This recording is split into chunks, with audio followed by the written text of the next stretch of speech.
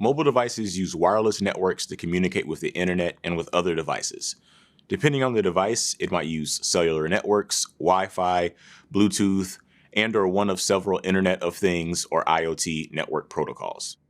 As an IT support specialist, you'll often have to help troubleshoot networking or connectivity issues for end users. You'll need to figure out what network the device should be connecting to, and then make sure the device is configured to do that. For example, turning individual components and systems on and off is a common feature in mobile devices, which can sometimes be confusing for the end users. Battery life is precious, and people switch off these network radios to save battery life. If someone brings their device to you because it won't connect to a wireless network, the first thing you should check is whether the wireless radio has been disabled. Yep, sometimes the solution is really that simple. You can toggle the Wi-Fi, Bluetooth, and cellular networks on or off in the device's settings.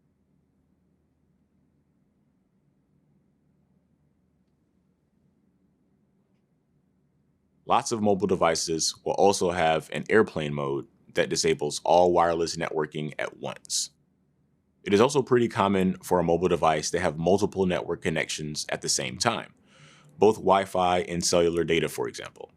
Mobile devices will try to connect to the internet using the most reliable and least expensive connection available. That's right, I said least expensive. Many mobile operating systems understand the concept of metered connections.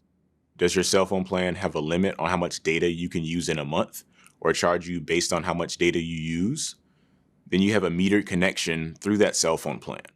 Mobile devices will use other non-metered connections like Wi-Fi if they're available, so that you don't use up your limited data connection. Here's another example of how you might help as an IT support specialist. Let's say you have a remote employee that works from a coffee shop sometimes, but the Wi-Fi network in the coffee shop restricts access to some websites. The employee might choose to disconnect from the Wi-Fi network and use the cell network, even though it might be more expensive, so that they can access the websites they need. By toggling the Wi-Fi and cellular data connections, you can force the device to use the network connection that you want to use. If you're troubleshooting an unreliable wireless network connection, keep in mind that wireless networking works by sending a radio signal between two antennas. What, you don't see an antenna? Well, surprise, your device has one. It might be printed on a circuit board, or it might have a wire or ribbon that runs through your device. The radio signal will get weaker the farther it has to travel, especially if it passes through or reflects off of things between the two antennas. Mobile devices can go with you to places where there's too much distance or interference for the wireless signal to be reliable. Even the way the mobile device is held or worn can impact the strength of the signal. So Wi-Fi and cellular data networks are used to connect your mobile devices to the internet. But there's one other type of wireless network to talk about. Mobile devices connect to their peripherals using short-range wireless networks. The most common short-range wireless network is called Bluetooth.